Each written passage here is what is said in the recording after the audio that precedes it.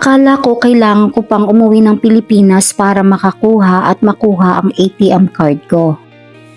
Pero mas convenient pala ang paraan. Nag-request lang ako, nagbayad ng courier fee at ipinadala ito sa bahay ko sa Pilipinas at my doorstep. Sa video na ito, isi-share ko ang personal experience ko kung paano ako nakakuha ng ATM card kahit wala ako sa Pilipinas. Bilang isang OFW, isa sa mga challenges natin ay kung paano ma-manage ang ating finances habang malayo sa Pilipinas. Maraming transactions ang pwede nang gawin online, pero minsan kailangan pa rin natin ng physical ATM card para mas madali ang pag-access ng ating funds. Noong nalaman kong may ATM ang Co-op, naisip ko agad kung paano kumuha kahit nasa abroad.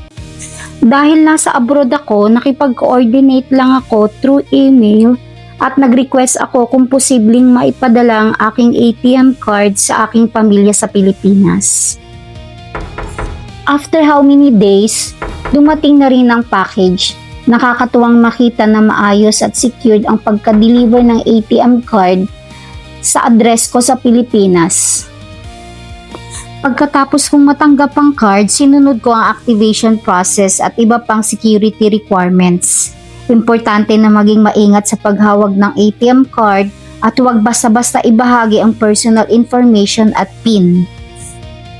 Ngayon, isa sa advantage nito, pwede ko nang ma-withdraw o ng aking pamilya ang mga credited dividends o kita ng pera ko.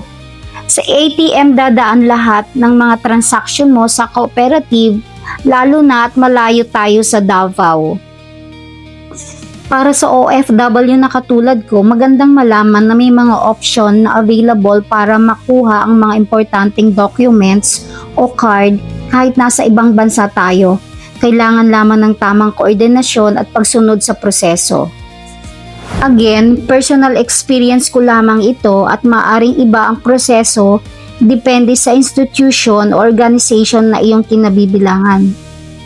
Kung nakatulong ang video na to, please like, share, and subscribe para sa mas marami pang OFW experiences, practical tips, at financial journey videos.